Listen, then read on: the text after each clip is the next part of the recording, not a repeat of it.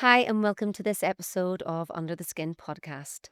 Today's guest is my lovely fellow colleague, another aesthetic nurse, and she's here to share her story about something that is incredibly close to my heart.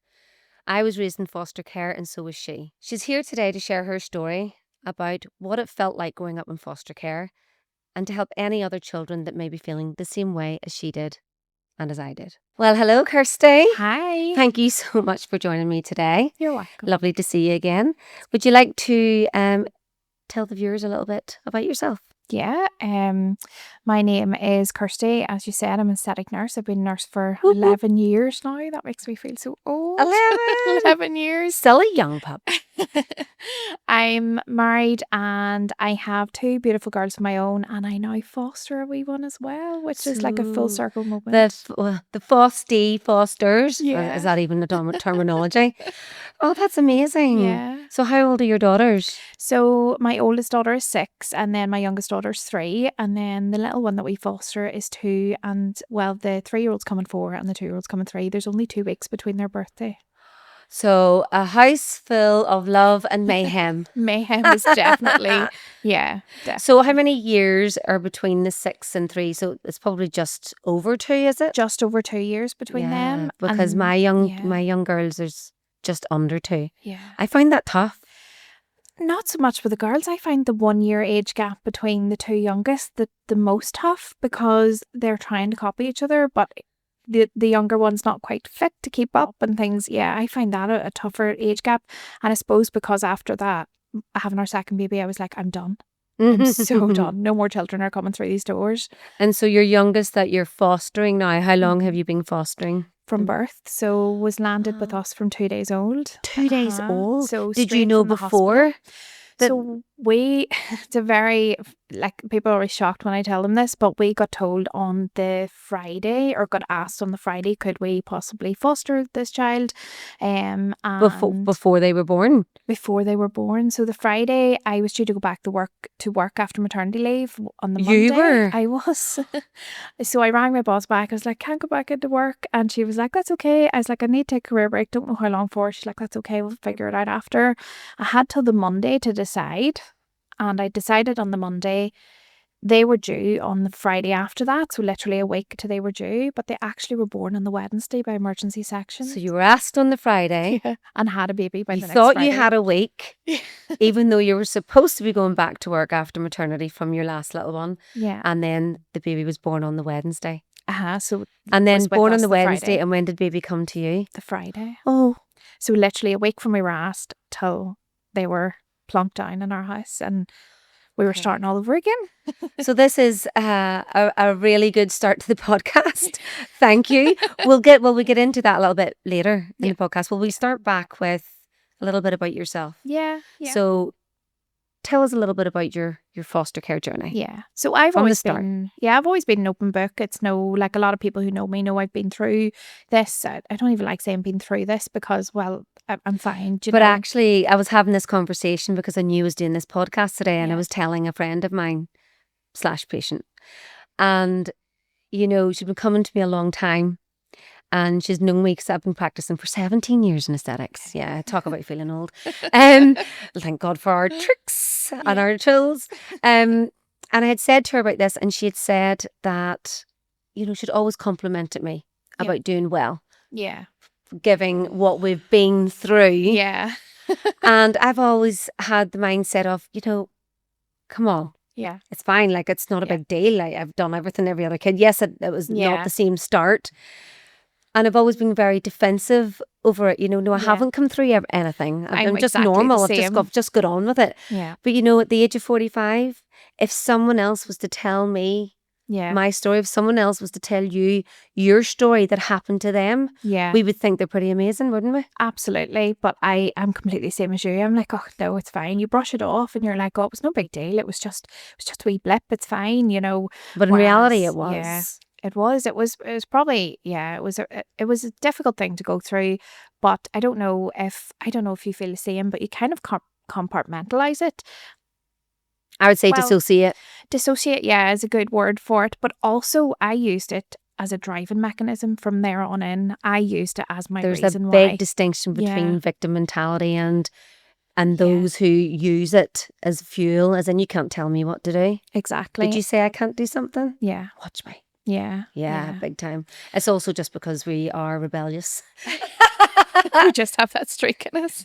But anyway, so I interrupted you. Let's go back. So how young were you and how did you enter foster care system? So we unfortunately were growing up with one of my parents, I'll not say what, just to protect them and to protect, because I do have a good relationship with my parents now. You do? Yeah.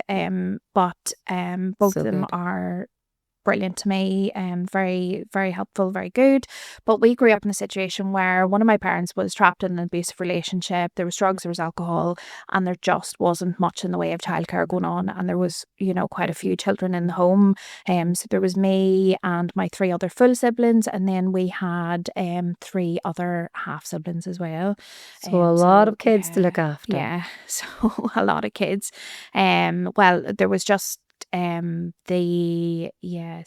was the 3 of us. No, it was just the 2. Sorry, the 2 half siblings. I'm trying to think what age they are. And how old were you at this point? So I was at sort of the P6 stage, which so about what, 8, 9? Yeah, I don't even know ages. I always remember that when we got out of foster care, I was just starting high school, so it was like a big deal. Like, it was a big transition in life in terms of, like, you're a teenager and you don't know what you're doing. You're starting a whole new world and a new school, but you also have this. There's a big difference between P6 and starting first year. Yeah, there's a big changes happening. Yeah. I've had 2 children go through that, and one of my daughters in P6 now, and already I can see that difference. So I can only imagine. What age were you when you started to feel, so you're saying you went in to foster care at P6, but was there kind of the beginnings of things happening? Because it's not, I don't know about you, but in my day, they literally came and ripped me from my mum's arms on the street, never to see her again at the age of 4. I know that's not the norm now, but for you, was there a bit of intervention, a bit of time? Was there? To be fair, a lot of my life I knew social work input growing up. Like, I just knew it to be part of our normal life, that we had social work visits. It's not a bad thing. Yeah, to be fair, they were very. I see it from a different light now than I did before. They did sort of give us the best chance to be staying at home, but I think it reached a point where it just wasn't working anymore, and we were taking. What kind of things were they doing on the lead up? Like drugs and alcohol, and like I remember as a child actually shoplifting to feed my brothers and sisters. Yeah, like that was difficult, and I suppose I let myself forget that for a long time, and it was only But that's survival. Yeah. But then you'll grow up looking back at a certain point. I'm sure you would look back and feeling like you weren't a good person for that. Yeah. Because we're taught, well, stealing is bad. Yeah. But they're very different circumstances. Yeah. And I think, I have to say, probably the local shops and stuff knew that I was doing it, but nobody said anything, But I think that obviously those were the people that were feeding information back to social services to then look out for us eventually. And again, I don't like blaming my parents, because I don't like this idea of blame, because they had their own issues as well. That's definitely something that you figure out as you get older, don't you? I only lived with one of my parents at the time as well. So I suppose, like, she won't mind me saying, but it was my mum, and she kind of had her own difficulties, and she had her own issues. No, listen, and she I had totally a rough get upbringing it. as well. My mum was, I don't know the full story, but my mum had me and my sister, and I believe we were taken because she was caught smoking a joint. Really? Literally. Oh, for something like, and was reported for, and then we were just taken from. Yeah. And like, when you're younger, you think that's so bad. She mustn't have cared about me. She was taking drugs, and you get older and you think, that is nothing. No. That is called living your life. We were never abused, and we were never hit, and we were never, there was nothing like that in our home. It was literally, my mum just wasn't in the position to be able to look after us at that time. Did she have much support herself? She had some support from social services and stuff, but she had a lot going on. Like, she had her own struggles with mental health. She won't mind me talking about that. She's very open about that as well. That's good. It just wasn't the right time for her to be able to look after such a large amount of children. Never mind then this sort of abusive relationship that was going on in the background, which because she was vulnerable. To be a support network. She was obviously for her. very vulnerable, and then she's with someone who is taking advantage of that and mistreating her. So I never blame her. She blames herself, and she'll be watching this going, oh, I blame myself all the time, but I don't blame her. I think as I've got older, I kind of understand more how people can fall into that Very sort of easy, situation. yeah. And Yeah. she needed taken care of too. Exactly. And to be fair to her, she's worked really hard and she got her children back. I love that for you and I love that for her. She didn't get us back. Now she wasn't ready, and our dad was in a position that he was ready to take the 4 of us that were his. Okay. So that was different. Right. Well, we go to what it was like for you initially then, even with the attempts and the support from social services to finally actually having to go into a foster home. Was it was it a children's home? Was it a foster family? We were taken quite late at night. I remember it was quite late at night. We were lifted from the home, and I remember police and social workers being there. And then we were taken actually to my dad's house.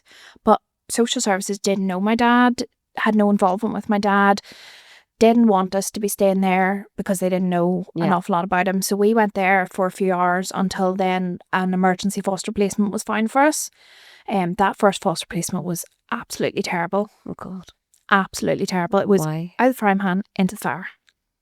I have an experience of that. My first foster family that I went to, post staying with family members, was horrific. And I think, how could you think that was better? Yeah, and being a foster carer now, I can't there was a lot of psychological abuse with them. So a lot of I remember when we were my dad was in this process of doing parenting courses, and we were seeing him every week, and we were so excited because we were building up to this, getting back home to him.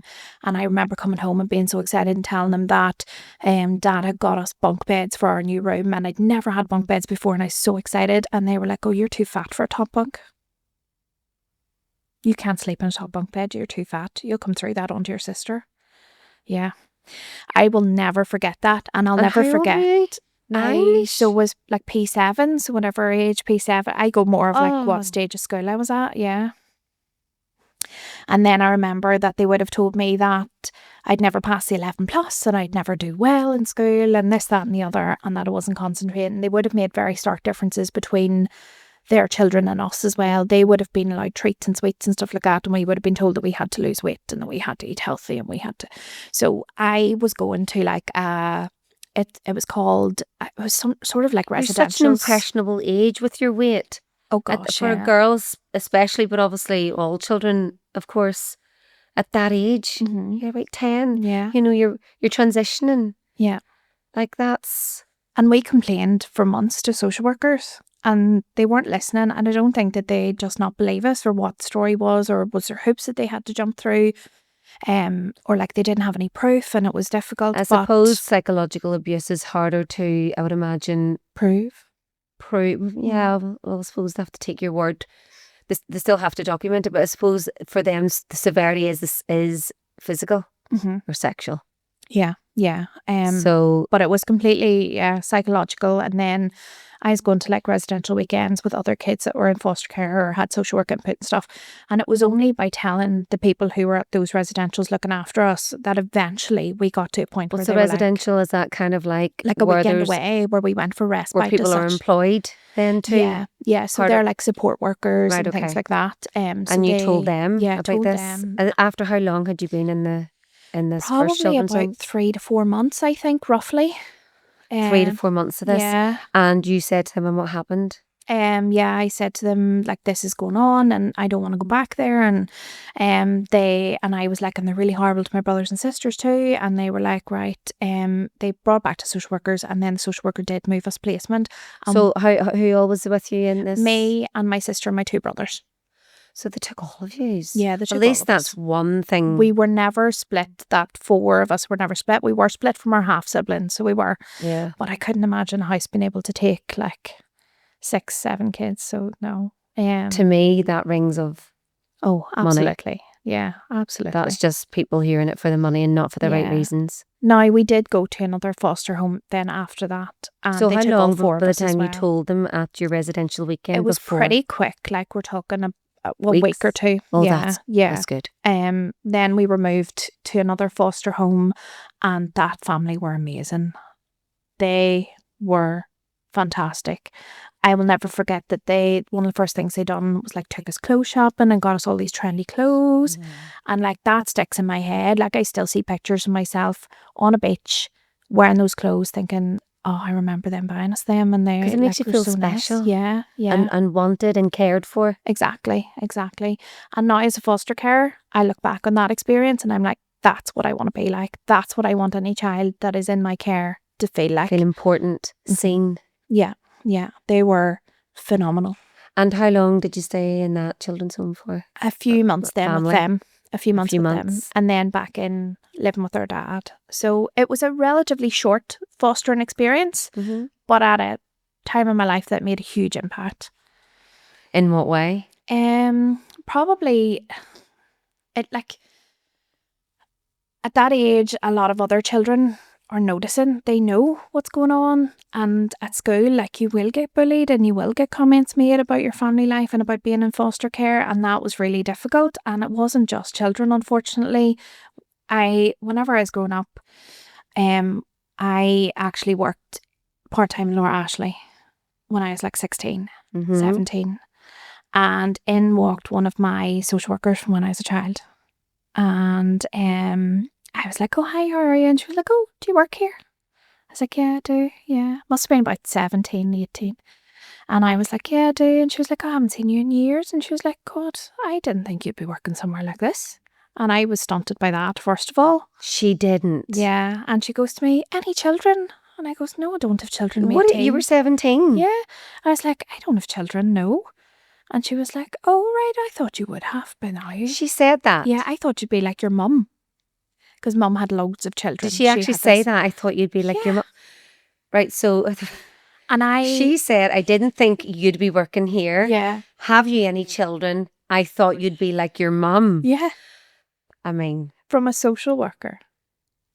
And do you have any fond memories of the social worker? You know, was she a good social worker at the time? I didn't think mattered? she was a bad one or a good one. Like, I didn't have any sort of... Yeah. They're very strange things to say. Yeah. And then I didn't know if she was still working as a social worker at that time either. But I said to her, I was like, well, actually, I'm going to Queen's next year to do nursing. And she was like, are you? Yes. And I was like, yeah, I am. And she was like, oh, right. And she walked on. And I was like, what just happened? How did that make you feel? I mean, that's clearly stayed with you. Yeah, that, like, I tell people that story all the time because at the time I was like, why would she be so shocked that I'm doing well? Like, why is that such an issue? Because it's the stigma, isn't it? Yeah. At that stage, you kind of not move on because you never fully move on. But I put it all behind me and I was like, oh, yeah, that part of my life's over. But obviously, this is somebody who was involved in it who still remembers that part of my life and is assuming that that's how my life's going to go. That because you've been in foster care, a slippery slope from there, you know. I had done my A levels, not the way most people do it through school. I went to a grammar school, but I had to leave because my foster family, there was issues, and I had to go into a children's home. And then I just had to live with myself, basically by myself when I was 17. So I couldn't study. I had to get a job, pay the bills. But I wanted to go back, and I did. And I went back and done 2 A levels in tech and got into nursing. Brilliant. But I found out that, I'm not sure if it's the case now, it was many, many years ago, that social services had a duty of care financially to support you while you were in education up until the age of 25. They do. And boy, did I milk that. Just right. Absolutely. Because I had a little baby. Yeah. He was 5 months old when I started nursing at Queen's. Wow. And I was able to get financial help from them to pay for his childcare fees. Brilliant. If people are going to use your past to try and put you down, why would you not use it to try and better yourself? That's what I think. I will never look back and be like, per me. I will look back and be like, that happened. I've dealt with it and I've used it to actually be a better person. Takes strength though. Not easy. It's not easy, and I suppose it hasn't been easy. I've had struggles. I've had struggles with my mental health in the past, and I think a lot of it is associated. And any sort of counsellors I've spoken to be like, "Oh, this is all childhood. This is all childhood Trauma." Yeah, even like when I had postnatal depression, they were trying to link it right back to like that sort of time in my life of like growing up in foster care and things like that. And I suppose then with my mum's strong family history and stuff as well, you know. you have those fears that you are going to become really unwell and whatever. When did you have postnatal depression with both your girls, or was Yeah, I ignored the life out of it with my first. Wow.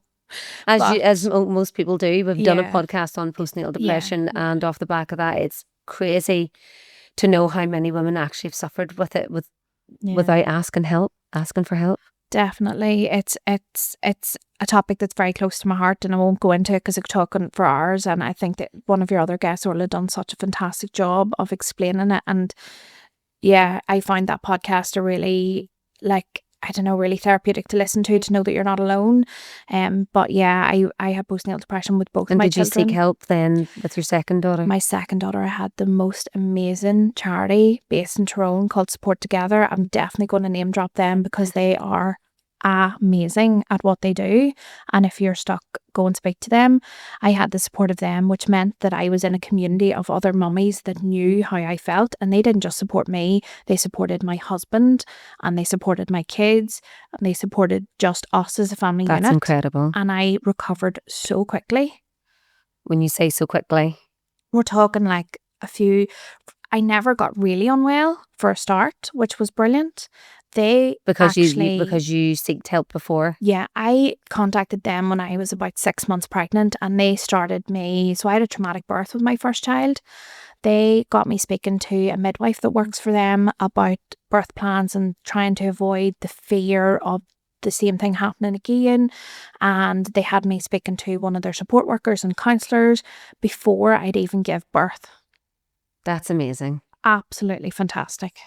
And so when you did then have your second daughter, how long did it take you to realise that you were suffering from postnatal depression this time around? Probably in around 2 months. We kind of had. And did you get on the ball pretty quickly, or did you sit with it for a little while to see? No, because I had them checking in on me all the time, and they were like, Kirsty, we're getting a wee bit past the baby blues stage now. You do have the history. You're a very sensible girl. I think that it might be postnatal. Do you think it is? And I was like, so they very much left the ball in my court, and it wasn't like, I think you've got this and you're not well and I'm going to go to the doctor about you. Yeah, they were just helping you to kind of see what was going on and that it's okay to ask for help, and thank God you did. Yeah. But you've mentioned that, you know, you've had mental health issues and postnatal depression being one area. Yeah. Was there any other, you know, issues that's affected you to do with being raised in foster care? Not when I say, I was raised in foster care, with you having experiences of being in foster care. Yeah, yeah. I think that the start of my mental health issues is very much linked to that sort of foster care. So remember I was telling you that they told me I was never going to do well in school in that first sort of foster home that I was in. The start of my issues with my mental health started around my GCSEs and A levels, because I put so much pressure on myself to do well, and it was to prove them and other people wrong. That was sort of why I had put that pressure on myself. My parents never put that pressure on me. They were like, do your best, we'll support you. But when you're younger and things like that, it just sticks out like a sore thumb, you know, in your mind. It's not the same thing, but my foster mum had been sent. Did you ever watch Keeping Up Appearances? Yeah. Mrs. Hyacinth, or no, Hyacinth, is it Mrs. Bouquet? Yeah, Mrs. Bucket. She was right, reminded me of her, and she was, you know, keeping up appearances and saying, oh, you know, she might get a 2, because it was 1, 2, 3, 4. Yeah. And she said she might get a 2, you know, we're hoping for a 2, and you know, this, that, and the other. And she just said this over and over to so many people. But I was convinced I was getting a 1. Yeah. Like, I didn't struggle, thankfully. I didn't struggle. I wasn't nervous about doing the test. I was okay with it. But I was like, maybe I am only going to get a 2. Yeah. Maybe that is all I'm capable of. And when the 1 came through, under normal circumstances, I probably wouldn't have been as shocked, because I did feel okay about doing them. I know other children do get a little bit nervous, but I wasn't one of them. But I was sitting thinking, I'm only worthy of a 2. That's where my limit is. That's my capability, because an adult has said that to me, or has said it in front of me to other people over and over again. And You know, I'm 45 now and it still sticks out in my mind. Oh, it sticks with you. Like this year I done my prescribing and I had put myself under that same pressure this time round. And funny, I was having this conversation with one of the girls that I done my prescribing with, and I was like, I was the same throughout my GCSEs, my A levels, everything, you know, and each time my mental health plummeted. This time I was very lucky that I had such a good support network that I had better coping mechanisms. Do you for think how it to look takes you after. back? Yeah, It transports you a little bit back to that time where you were being made to feel inadequate. absolutely. You know, that's funny. You know, you've done your MAP IQ. Yeah. Okay, so for anyone listening here, prescribing course means that you have your prescribing qualification to prescribe medications, which is really important in aesthetic medicine. Yeah. Very difficult to get, can I just say? Well, you're smashing it. Yeah.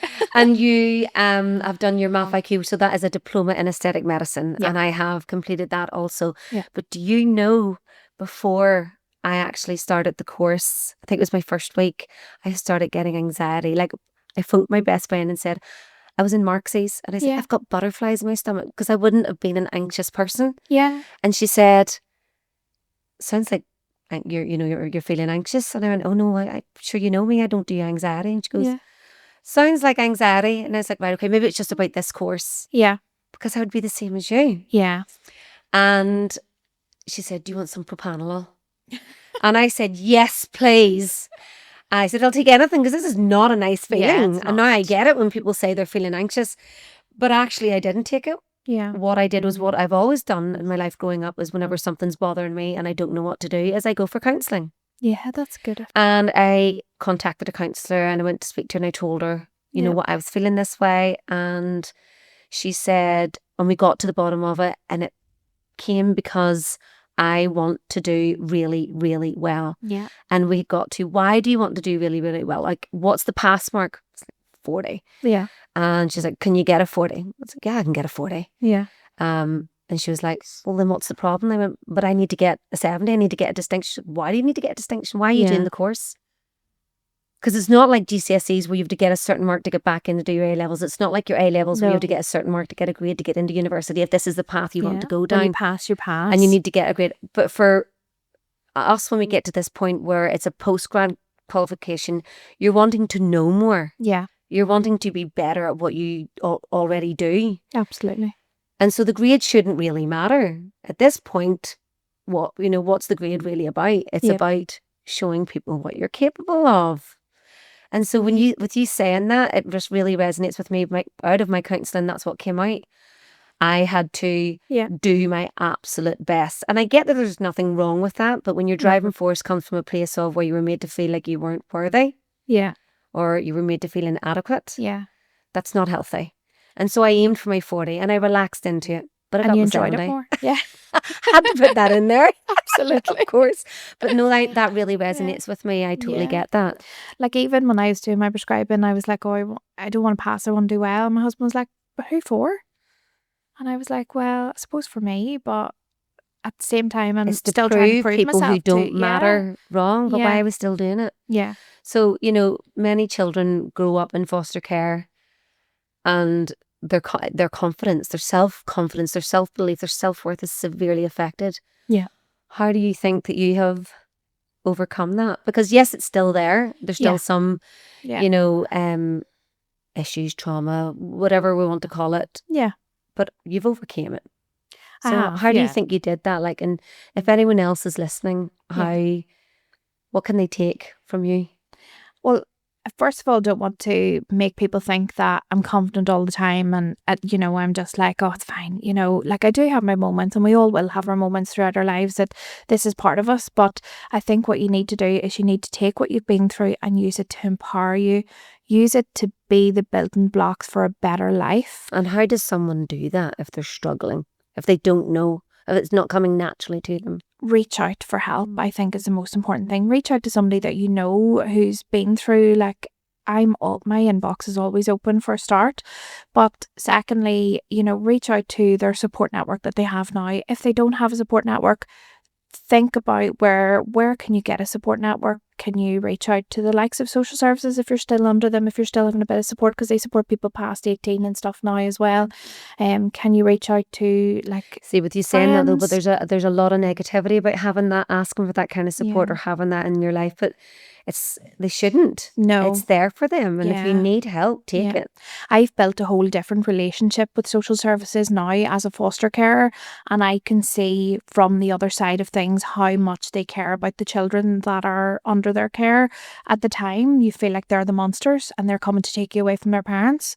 And I suppose some people I know that have been in foster care still feel like that, you know, even as adults, feel like they're the monsters and they're the bad guys and they don't want to work with them. But I've seen it from a different point of view, where I now have a child in my care and they're working tirelessly to make sure that that child gets everything that they need and that they're well looked after and safe. It's not about they want the relationship between them and their parents to be bad, or you know, to be severed.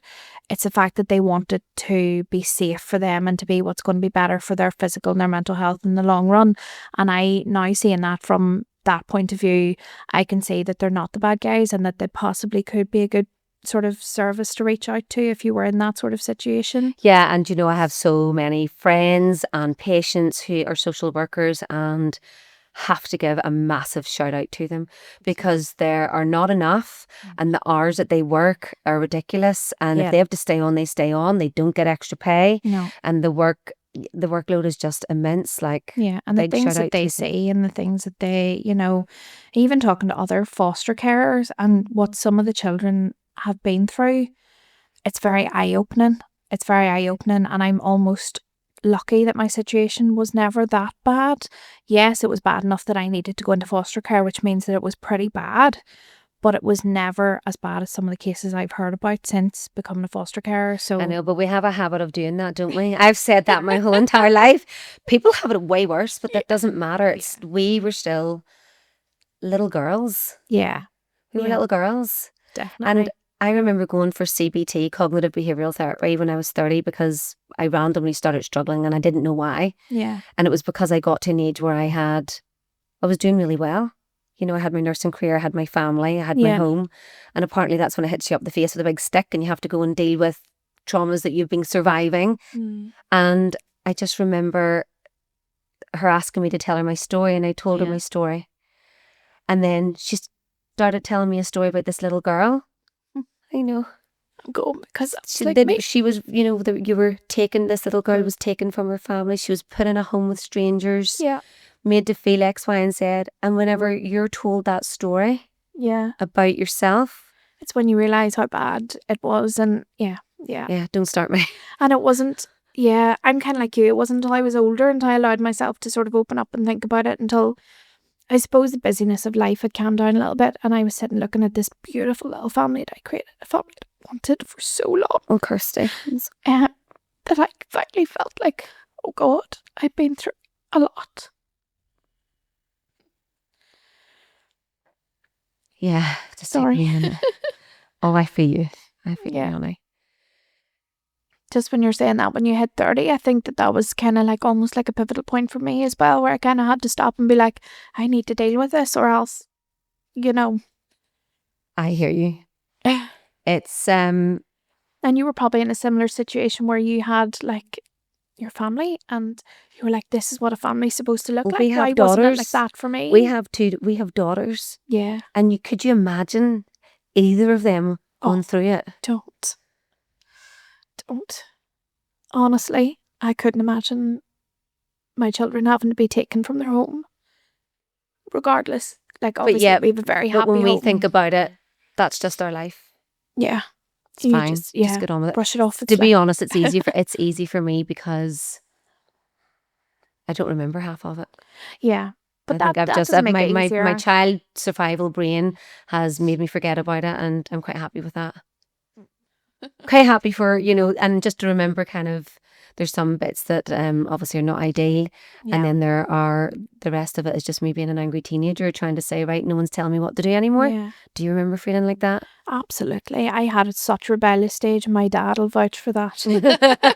But that's what gives you that resilience, because that's what's taken from kids. I think that's what it is. Yeah. Their resilience, their self-worth. Yeah. And Yeah, I just feel like I'm just so appreciative that you're here. I'm sorry that you're upset, but I know that it's Yeah. natural. Yeah. I talk about it all the time with my patients. It's good to talk about it as much as we can because that's our story. Yeah.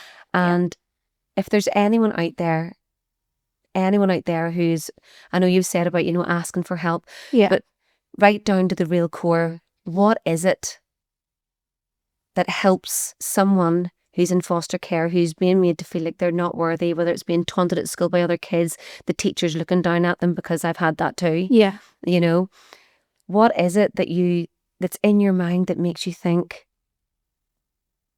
I'm not going to let this beat me? I would love to know the answer. I think I just woke up one day and was like, right, that's it. I'm not, like, I want to have a better life. This can't be my story. That's what it is. This can't That's be what it my is. story. This can't be who I am. I can't be Kirsty, the foster care child. I have to be Kirsty, the girl who was once in foster care, but is now a nurse, a that's mum, just part of it. A wife, a good friend, I hope. And an awesome aesthetic nurse. Absolutely. The best in business. Sorry, Tanya. But so how's that all going for you?